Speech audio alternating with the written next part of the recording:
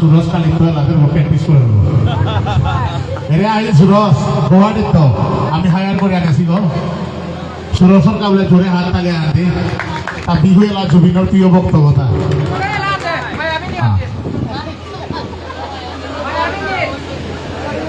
যাই হোক আমি এখন বিদায় নিচ্ছি। সবাই ভালো থাকুন আর আশীর্বাদ করুন আমাদের নবদম্পতি সুস্থ শরীরে